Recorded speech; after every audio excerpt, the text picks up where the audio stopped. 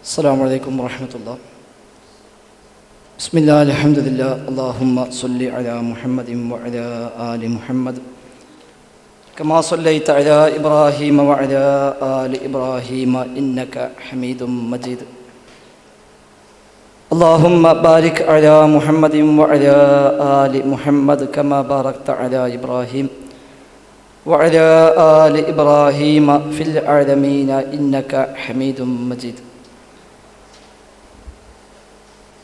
أما بعد فإن خير الكلام كلام الله وخير السنن سنن محمد صلى الله عليه وسلم وشر الأمور محدثاتها وكل محدثة بدعة وكل بدعة ضلالة وكل ضلالة في النار. اللهم رب اشرح لي صدري ويسر لي أمري واحلل عقدة من لساني يفقه قولي.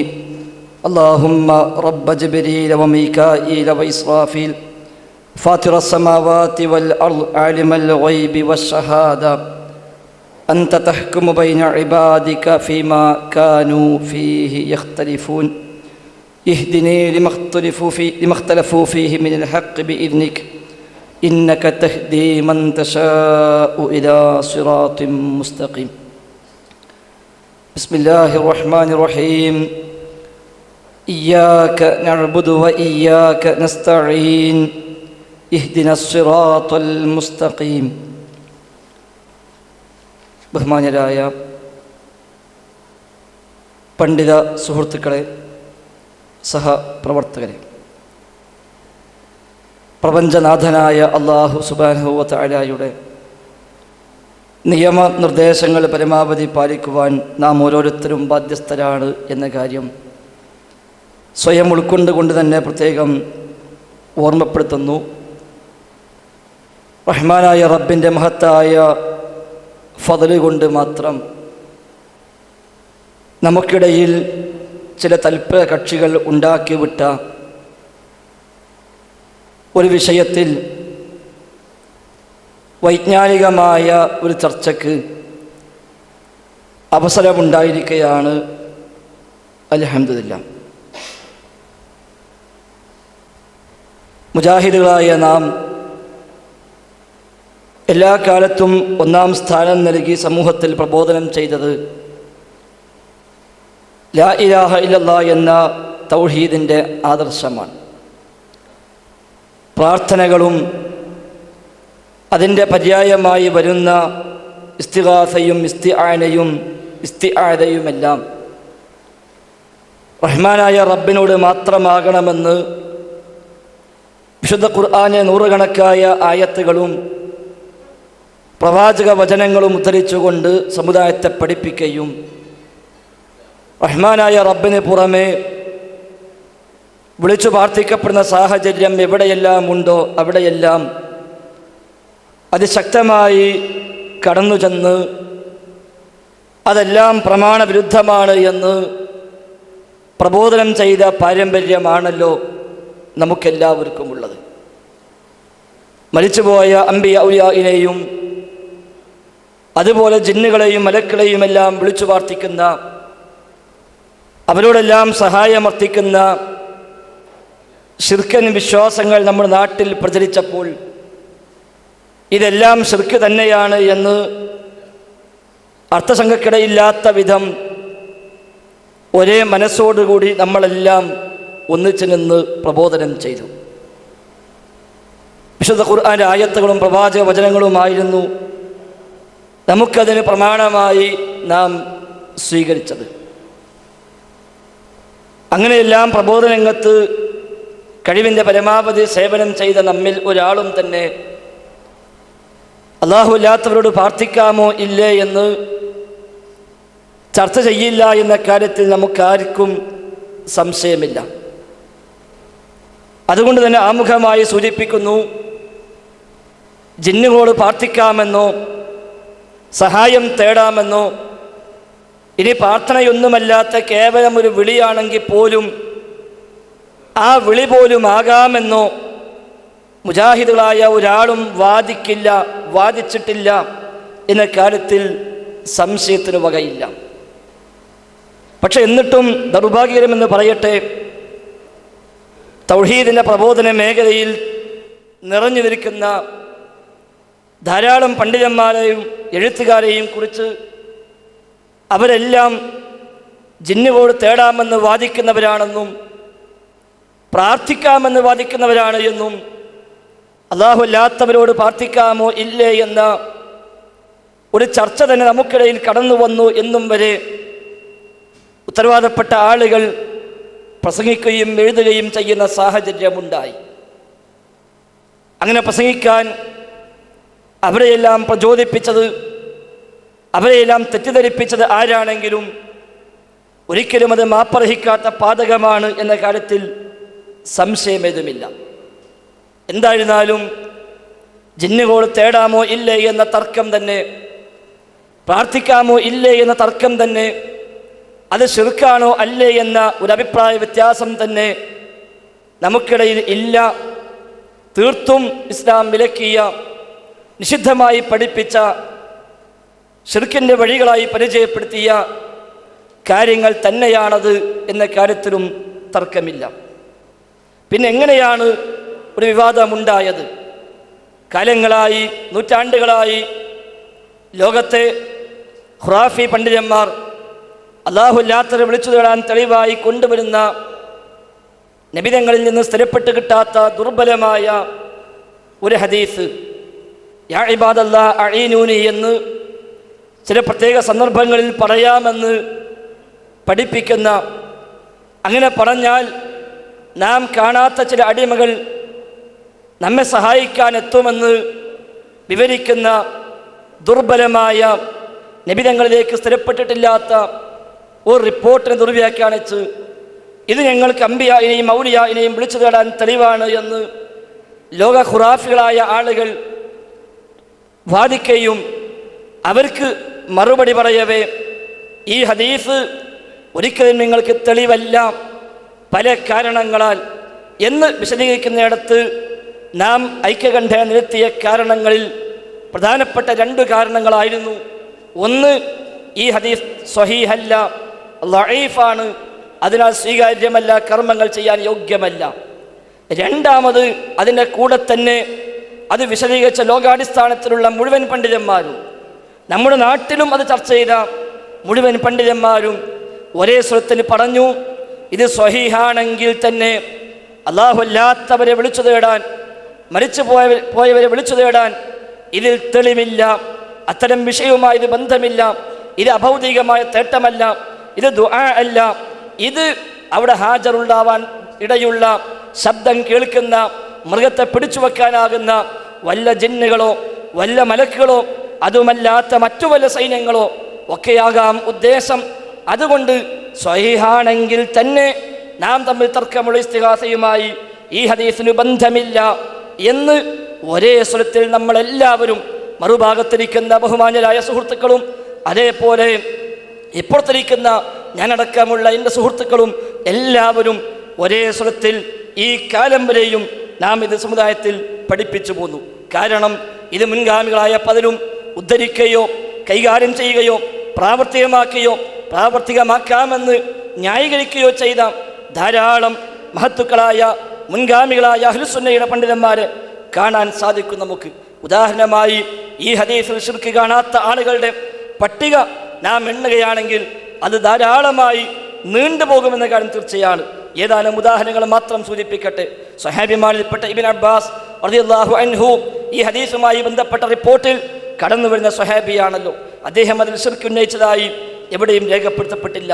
അതേപോലെ താബിഇയായ ഇബ്നു മുബാറക്, അതുപോലെ Ahmad bin Hanbal, ഇമാം തുബറാനി, ഇബ്നു അബി ശൈബ, ഇമാം ബൈഹഖി, നബവി ഇമാമിൻ്റെ ഉസ്താദുമാർ, ഇബ്നു തൈമിയ്യ, ഇമാം ഇബ്നു ഖയ്യിം റഹിമഹുല്ലാ, ഷൗക്കാനി, ഇബ്നു മുഫ്ലിഹ് തുടങ്ങി പൗരാണികരും ആധുനികരുമായ ധാരാളം അഹ്ലുസുന്നയുടെ പണ്ഡിതന്മാർ, പ്രത്യേകിച്ച് തൗഹീദ് രംഗത്ത് അതിശക്തമായി നിലകൊണ്ട, ശിർക്കിനെതിരെ അതിശക്തമായി പടപൊരുതിയ, അതിൻ്റെ പേരിൽ കാലങ്ങളോളം ജയിൽവാസം അനുഷ്ഠിക്കേണ്ടി വന്ന ഇബ്നു തൈമിയയും ഇബ്നു ഖയ്യിമും അടക്കം ഇസ്തിഗാസക്കെതിരെ അതിശക്തമായി ഗ്രന്ഥങ്ങൾ രചിച്ച ലോക ഖുറാഫികൾക്ക് മറുപടി നൽകിയ ശൈഖുൽ ഇസ്ലാം അടക്കം ഈ ഹദീസിൽ ശിർക്ക് കാണുന്നില്ല എന്നത് ആ രംഗത്ത് നാം എല്ലാ കാലത്തും പ്രത്യേകമായി എടുത്തു പറഞ്ഞ കാര്യം തന്നെയാണ്.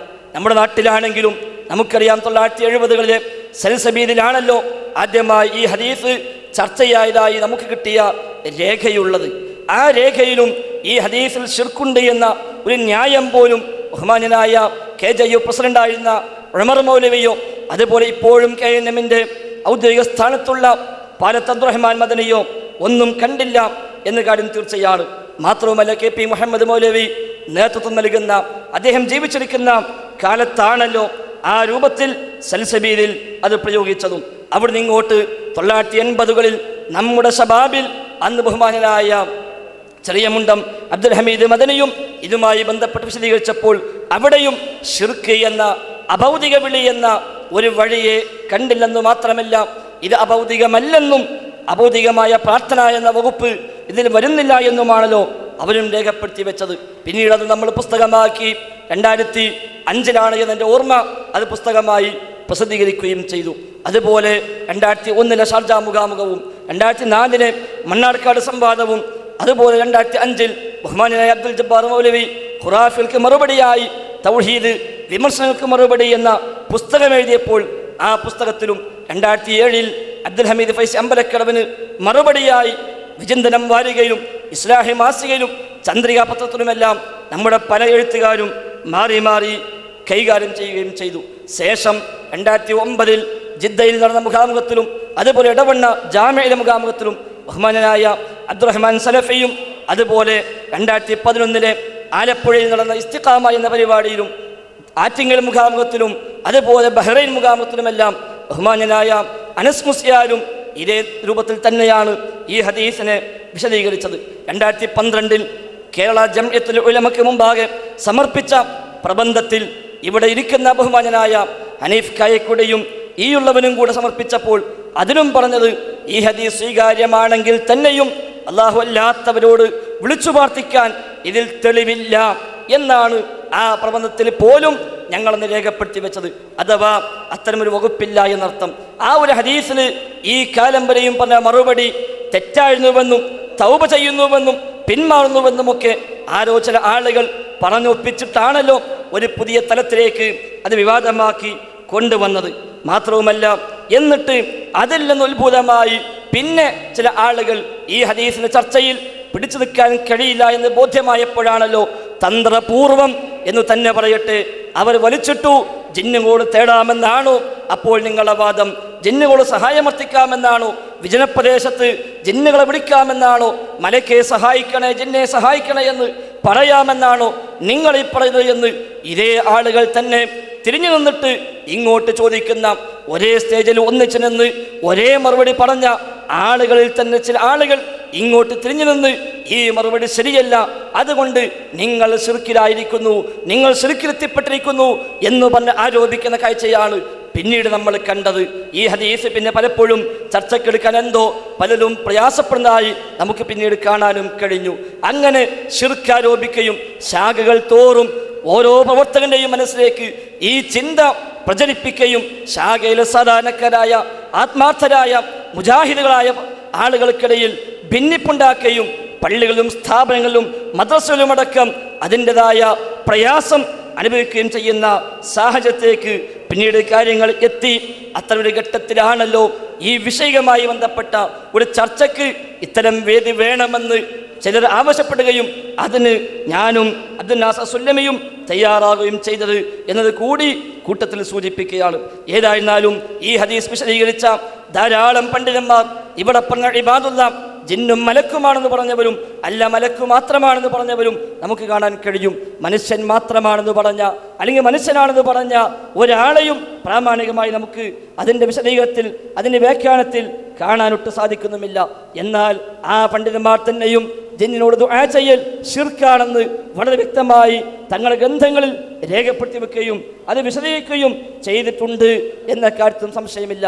ഉദാഹരണമായി ശൈഖ് ഇബ്നു ബാസ് റഹിമഹുല്ല ജിന്നുകളുടെ ദുആ, ആ ദുആന്റെ പര്യായമായി വരുന്ന ഇസ്തിഗാസകൾ, ഇസ്തിആനകൾ, ഇസ്തിആദകൾ ശിർക്ക് തന്നെ എന്ന് അർത്ഥസംഖ്യയില്ലാത്ത വിധം പ്രഖ്യാപിച്ച ശൈഖ് ഇബ്നു ബാസ് റഹിമഹുല്ല അദ്ദേഹം പോലും ഈ ഹദീസ് ചർച്ച ചെയ്തപ്പോൾ അദ്ദേഹം പറഞ്ഞ വിശദീകരണം എന്താ? ഈ ഹദീസിനെ കുറിച്ച് അദ്ദേഹം പറഞ്ഞു, ഒന്ന് സ്വഹീഹാണോ അല്ലേ എന്നത് പരിശോധിക്കേണ്ടതാണ്, അത് നോക്കേണ്ടതാണ്, അത് വീണ്ടും പരിശോധിക്കേണ്ട വിഷയമാണ്. പക്ഷേ വഖദ് യകൂനു മിനൽ മലായിക വമിൻ മുഅ്മിനി അൽ ജിന്നി, ഇത് മലക്കുകളാവാം, അതേപോലെ മിൻ മുഅ്മിനിൽ ജിന്നി, ജിന്നുകൾ മുഅ്മിനീങ്ങളായ ജിന്നുകളുമാകാം. വഹഉലാഇ ഹാദിറൂൻ, ഇവരാകട്ടെ ഹാദിറായവരാണ്, അവിടെ സന്നിഹിതരായവരാണ്. വലൈസ ദുആഅൻ ലിഗായിബിൻ, അത് ഗായിബിനോടുള്ള ദുആ അല്ല, ഗായിബിനോടുള്ള പ്രാർത്ഥനയല്ല എന്ന് തന്നെ ശൈഖ് ഇബ്നു ബാസ് റഹിമഹുല്ലാ രേഖപ്പെടുത്തി വെച്ചു. എത്രയെത്ര പണ്ഡിതന്മാരാണ് ആ രൂപത്തിൽ രേഖപ്പെടുത്തി വെച്ചത്. ജിന്നോടുള്ള ദുആ ശിർക്കാണെന്ന് പറഞ്ഞ, ദുആഇന്റെ പര്യായമായി വരുന്ന ഇസ്തിഗാസയും ഇസ്തിആനയും ശിർക്കാണെന്ന് പഠിപ്പിച്ച അതേ പണ്ഡിതന്മാർ തന്നെ ഈ വിഷയത്തിൽ ഇവിടെ ഉദ്ദേശം ജിന്നും മലക്കുമാകാമെന്നോ അല്ലെങ്കിൽ മലക്കാകാമെന്നോ അവരെല്ലാം രേഖപ്പെടുത്തിയെങ്കിൽ ഇത് രണ്ടും രണ്ട് തരത്തിൽ തന്നെയാണല്ലോ ലോക പണ്ഡിതന്മാർ മുഴുവനും കണ്ടത് എന്നല്ലേ നമുക്കതിന് മനസ്സിലാക്കാൻ സാധിക്കുന്നത്. ശിർക്കാണെന്ന് ഫത്വ നൽകിയ, ജിന്നിനോട് സഹായം തേടുന്ന ശിർക്കാണ് ഫത്വ നൽകിയ ഏതൊക്കെ പണ്ഡിതന്മാരുണ്ടോ ആ പണ്ഡിതന്മാരിൽ ഒട്ടുമിക്ക പണ്ഡിതന്മാരും അല്ലാത്ത വിളിയെക്കുറിച്ചും സംസാരിച്ച് നമുക്ക് കാണാൻ സാധിക്കും.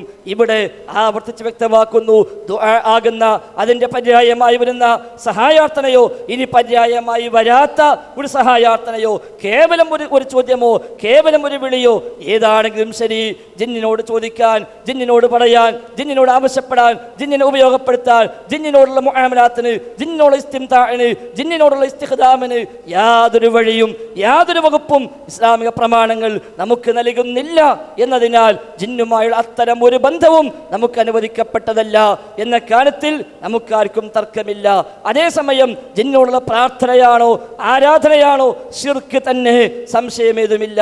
അഭൗതികമായ വഴിയിൽ കാര്യകാരണ ബന്ധങ്ങൾക്ക് അധീനമായ മാർഗത്തിൽ സഹായിക്കാനും ദോഷം വരുത്തുവാനുമെല്ലാം റഹ്മാനായ റബ്ബിന് മാത്രമേ സാധിക്കൂവെന്ന പ്രമാണം പഠിപ്പിച്ച അർത്ഥസംഖ്യക്കിട ഇല്ലാത്ത അടിസ്ഥാനപരമായ ആദർശം അതിൽ മായം ചേർത്തുകൊണ്ട് ജിന്നുകൾക്കും അഭൗതികമായ കഴിവുണ്ടെന്ന്, ജിന്നുകൾക്കും അഭൗതികമായ കേൾവിയുണ്ടെന്ന്, ജിന്നുകളും അഭൗതികമായി സഹായിക്കുമെന്ന് ഒരുത്തരം വിശ്വസിച്ചാൽ ആ വിശ്വാസം തന്നെ ശിർക്കാണല്ലോ. പിന്നെ ചോദിക്കേണ്ട കാര്യമില്ല, തേടേണ്ട കാര്യമില്ല, ആ വിശ്വാസം തന്നെ ശിർക്കാണ്. ആപേക്ഷികമായി ഒരു പക്ഷെ അദൃശ്യമെന്ന് പറയാം, ഒരു പക്ഷെ ആ അർത്ഥത്തിൽ അഭൗതികമെന്ന് പറയാം. അതിൽ വ്യവസ്ഥ കേട്ടവർക്കറിയാമല്ലോ, ഇതിൽ ഞാനും നാസസുല്ലമീൻ തമ്മിൽ തർക്കമില്ല, അഭിപ്രായ വ്യത്യാസമില്ല, ഉണ്ടാകേണ്ട കാര്യവുമില്ല. കാരണം അത് ബഹുമാന്യരായ നമ്മുടെ മുൻകാല പണ്ഡിതന്മാരും ഈ കാലത്തുള്ള നമ്മുടെ നേതാക്കന്മാരുമെല്ലാം മാറി മാറി പലരും പ്രയോഗിച്ച പ്രയോഗം തന്നെയാണ്. അതേസമയം പ്രാർത്ഥനയാകാൻ നാം സ്വീകരിച്ച അഭൗതികത എന്താണോ, പ്രാർത്ഥനയും അല്ലാത്തും വേർതിരിക്കാൻ, ശിർക്കും തൗഹീദും വേർതിരിക്കാൻ നാം ഇത്രയും കാലം പ്രയോഗിച്ച കാര്യകാരണ ബന്ധം എന്താണോ, ആ കാര്യകാരണ ബന്ധങ്ങൾക്ക് അതീതമായ ഒരു കഴിവുണ്ട് എന്ന് ആ അർത്ഥത്തിലാണ് അഭൗതികമെന്ന വാക്ക് ഉപയോഗിക്കുന്നെങ്കിൽ ആ പ്രയോഗം തന്നെ, ആ വിശ്വാസം തന്നെ ശിർക്കാണ് എന്ന കാര്യത്തിൽ ഞങ്ങൾക്കാർക്കും സംശയമില്ല. പിന്നെ ചോദിക്കേണ്ട കാര്യമില്ല, സഹായം തരേണ്ട കാര്യമില്ല, വിശ്വസിച്ചാൽ തന്നെ ശിർക്കായി. കാരണം ഈ കാലം വരെയും നാം രേഖപ്പെടുത്തിയതും പഠിപ്പിച്ചതും എന്താ? കാര്യകാരണ ബന്ധങ്ങൾക്ക് അതീതമായി മനുഷ്യ ജീവിതത്തിൽ ഇടപെടാൻ സാധിക്കുന്ന ഒരേ ഒരു ശക്തി പ്രപഞ്ചാതീതനായ ജഗന്നിയന്താവ് മാത്രമാണെന്നാണ് ഇസ്ലാം പഠിപ്പിക്കുന്നത് എന്ന് ഈ സമ്മേളനത്തിന്റെ ഭാഗമായി പോലും നാം ഇറക്കിയ നവോത്ഥാനത്തിന്റെ നൂറ്റാണ്ട് എന്ന ഈ പുസ്തകത്തിന്റെ 5-ാമത്തെ പേജിൽ നമുക്ക് കാണാൻ കഴിയും. മാത്രവുമല്ല, ബഹുമാന്യനായ കുഞ്ഞീദ് മദനി റഹിമഹുല്ലാ അദ്ദേഹത്തിന്റെ ഇസ്ലാമിന്റെ ജീവൻ എന്ന പുസ്തകത്തിലും ഇസ്ലാമിന്റെ അടിത്തറ തൗഹീദ് എന്ന പുസ്തകത്തിലും ആവർത്തിച്ച് വ്യക്തമാക്കി, അഭൗതികമായ മാർഗത്തിൽ ഗുണവും ദോഷവും വരുത്താൻ അള്ളാഹുവിന് മാത്രമാണ് സാധിക്കുക. ഇതാ ഞാൻ വായിക്കട്ടെ. എന്നാൽ അഭൗതികമായ മാർഗത്തിൽ ഗുണവും ദോഷവും വരുത്താനുള്ള കഴിവ് ലോകരക്ഷിതാവായ അള്ളാഹുവിന് മാത്രമേയുള്ളൂ. അവൻ്റെ പടപ്പുകളിൽ ഒരാൾക്കും ആ കഴിവില്ല, ഒരു പടപ്പിനും ആ കഴിവില്ല. ആ കഴിവുണ്ട് എന്ന് എപ്പോൾ വിശ്വസിക്കുന്നുവോ അവിടെ ശിർക്ക് വരുന്നു. പിന്നെ തേടേണ്ട കാര്യമില്ല, പിന്നെ ചോദിക്കേണ്ട കാര്യമില്ല, ആ വിശ്വാസമൊന്നുമില്ല. അഭൗതികത കൽപ്പിക്കുന്നില്ല, കാര്യകാരണ ബന്ധങ്ങൾക്ക് അതീതമായി സഹായിക്കുമെന്ന് വിശ്വസിക്കുന്നില്ല, അഭൗതികമായി സഹായിക്കുമെന്ന് വിശ്വസിക്കുന്നില്ല. ജിന്നുകളെ കഴിവെന്ന് അംഗീകരിക്കുകയോ ജിന്നുകൾ കാണുമെന്നോ കേൾക്കുമെന്നോ ജിന്നുകൾ ആരെങ്കിലും ഒക്കെ എവിടെയെങ്കിലും സഹായിച്ചേക്കാമെന്നോ ആരെങ്കിലും ഉപദ്രവിച്ചേക്കാമെന്നോ വിശ്വസിച്ചാൽ അതിലൊരിക്കലും കാര്യകാരണ ബന്ധങ്ങൾക്ക് അതീതമല്ല, അതൊരിക്കലും അദൃശ്യമായ മാർഗത്തിലല്ല, അതൊരിക്കലും അഭൗതികമായ മാർഗത്തിലല്ല. കാരണം അദൃശ്യ കാഴ്ച റബ്ബിന് മാത്രം, അദൃശ്യമായ കേൾവി റബ്ബിന് മാത്രം, അദൃശ്യമായ കഴിവുകൾ റബ്ബിന് മാത്രം എന്ന് നമ്മൾ പഠിപ്പിച്ചത്.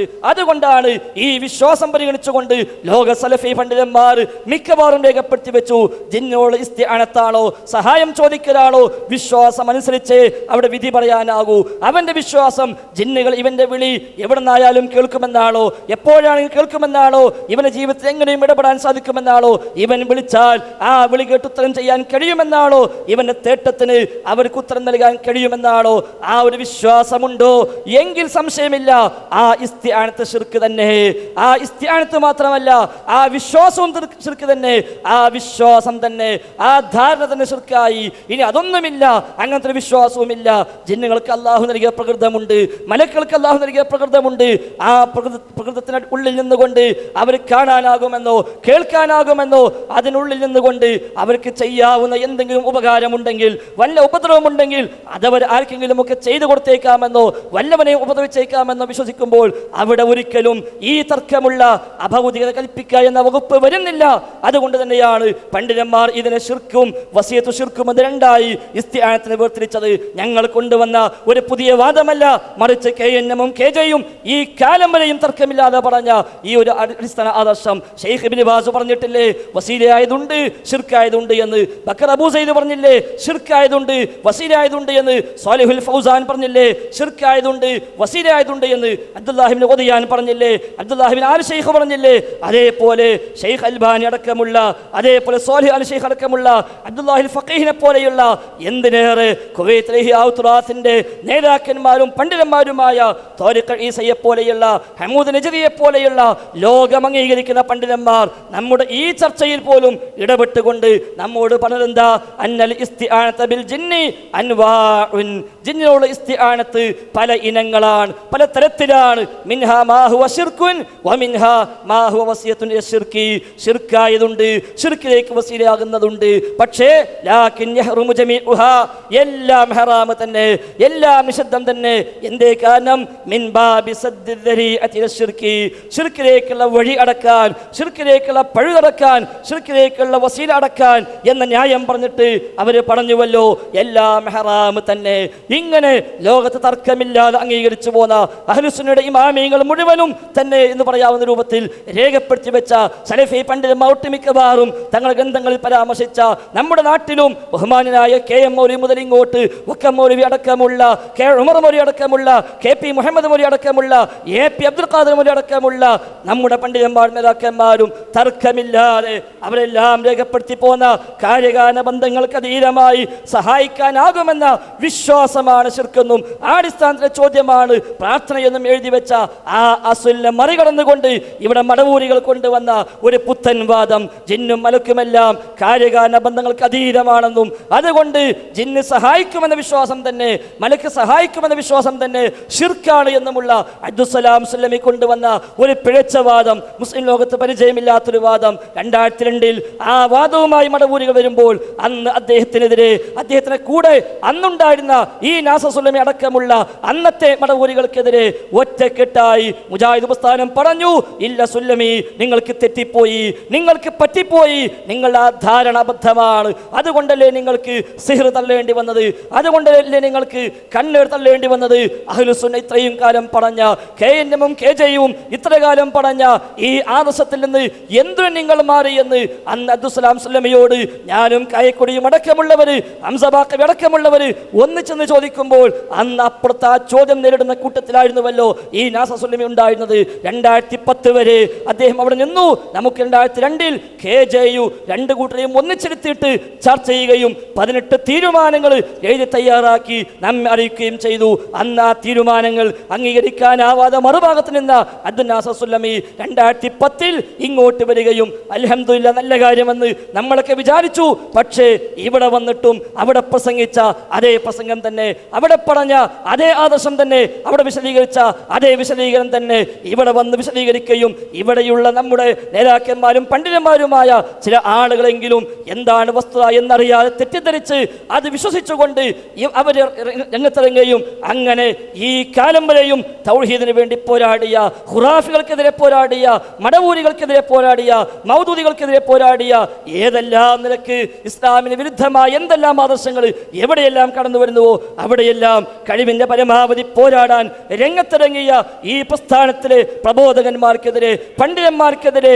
ദാഇമാർക്കെതിരെ ശിർക്ക് ആരോപിച്ചുകൊണ്ട് സലാം സ്വലമി അന്ന് പറഞ്ഞ ആ ശിർക്കാരോപണം, മടവൂരികൾ 10 കൊല്ലം പ്രചരിപ്പിച്ച ആ ശിർക്കാരോപണം നമ്മുടെ നേതാക്കന്മാരിൽ ചിലർ അറിഞ്ഞോ അറിയാതെയോ അത് ഏറ്റെടുത്തുകൊണ്ട് ചിലരുടെ എല്ലാം ഒത്താശയോടുകൂടി അത് പ്രചരിപ്പിക്കുകയും എന്നിട്ട് തങ്ങൾ തൗഹീദിന്റെ സംരക്ഷകരാണ് എന്ന് സ്ഥാപിക്കാൻ ശ്രമിക്കുകയും ഞങ്ങളൊക്കെ ശിർക്കിലേക്ക് പോയി എന്ന്, ജിന്നിന്റെ ആളുകളായി എന്ന്, ജിന്നൂരിയായി എന്ന് പരിഹസിക്കുകയും ചെയ്യുന്ന രംഗം വല്ലാത്ത വേദനാജനകമാണ്. ചോദിക്കട്ടെ, അങ്ങനെയാണെങ്കിൽ ഞാൻ നേരത്തെ വായിച്ച ഷെയ്ഖ് ഇബ്നു ബാസിനെ പോലെയുള്ള, ഷെയ്ഖ് ഹുസൈമീനെ പോലെയുള്ള, ഷെയ്ഖ് അൽബാനിയെ പോലെയുള്ള, ഹമൂദ് നജ്ദിയെ പോലെയുള്ള, താരിഖ് ഈസയെ പോലെയുള്ള, ബക്കർ അബൂ സൈദിനെ പോലെയുള്ള, ഷെയ്ഖ് ഫൗസാനെ പോലെയുള്ള, ആലു ഷെയ്ഖിനെ പോലെയുള്ള, അബ്ദുല്ലാഹി ബിൻ അബ്ദുറഹ്മാൻ ആലു ഷെയ്ഖിനെ പോലെയുള്ള, അതേപോലെ അബ്ദുല്ലാഹി ഫഖീഹിനെ പോലെയുള്ള എണ്ണിയാലൊടുങ്ങാത്ത നൂറുകണക്കായ സലഫി ലോകം ഒന്നാകെ അംഗീകരിക്കുന്ന പണ്ഡിതന്മാരെ മുഴുവനും ജിന്നൂരിയാണെന്ന് പറയാൻ, അവരെല്ലാം ശിർക്ക് പ്രചരിപ്പിച്ചുവെന്ന് പറയാൻ, അവരെല്ലാം ശിർക്കിന്റെ വാഹകരാണെന്ന് പറയാൻ, ഇനി അവിടെ പ്രസംഗം ആവശ്യമില്ലെന്ന് പറയാൻ, അവിടെ കിതാബ് ആവശ്യമില്ലെന്ന് പറയാൻ, അവിടെ ഒരു സഹായം നമുക്ക് ആവശ്യമില്ലെന്ന് പറയാൻ ഈ നാസർ സുല്ലമി തയ്യാറാകുമോ എന്ന് സാന്ദർഭികമായി ഞാൻ ആവശ്യപ്പെടുകയാണ്. ഒരു വിശദീകരണം കിട്ടുമെന്നാണ് ഞാൻ പ്രതീക്ഷിക്കുന്നത്. ഏതായിരുന്നാലും മുസ്ലിം ലോകത്ത്, സലഫി ലോകത്ത് നേതൃത്വം നൽകുന്ന അഹ്ലുസുന്നയുടെ അഗ്രഗണ്യരായ പണ്ഡിതന്മാർ അവരെല്ലാം ഈ വിഷയത്തിൽ ശിർക്കായതും വസീലയായതുമെന്ന് ഇസ്തിആനത്തിന് രണ്ടായി വേർതിരിച്ചെങ്കിൽ അത് ഖുർആൻ തിരിയാത്തത് കൊണ്ടല്ല, അത് ഇയ്യാക നഅ്ബുദു വ ഇയ്യാക നസ്തഈൻ മനസ്സിലാവാത്തത് കൊണ്ടല്ല, തഅവനു ബിൽ വത്തഖ്വ എന്ന ആയത്ത് അവർക്കാർക്കും തിരിയാത്തത് കൊണ്ടല്ല. അഖീദയിൽ അഗാധ പാണ്ഡിത്യമുള്ള, അങ്ങേയറ്റം പ്രാവീണ്യമുള്ള ഒരു സുല്ലമി വന്നപ്പോഴാണ് ഇതൊക്കെ പരിഹാരമായത് എന്ന് ആരെങ്കിലും എവിടെയെങ്കിലും പറഞ്ഞെങ്കിൽ അത് സ്വീകരിക്കാൻ നമുക്ക് ബാധ്യതയൊന്നുമില്ല. എനിക്കറിയാം, എൻ്റെ മറ്റു സുഹൃത്തുമായി ഇതേപോലെ ഒരു സംസാരം ഉണ്ടായപ്പോൾ അദ്ദേഹം പറഞ്ഞത് ആലു ശൈഖിനെ ഞാൻ തോട്ടിലേക്ക് എറിയുന്നു എന്ന, ആലു ശൈഖിനെ കിതാബ് വലിച്ചെറിയുന്നുവെന്ന. അങ്ങനെ വലിച്ചെറിയുമോ? അതല്ല, അദ്ദേഹം വലിച്ചെറിഞ്ഞത് തിരിച്ചെടുക്കുമോ എന്ന് ഇൻഷാ അല്ലാഹ് ഈ സംവാദം കഴിയുമ്പോഴേക്ക് നമുക്ക് കാത്തിരുന്ന് കാണാം.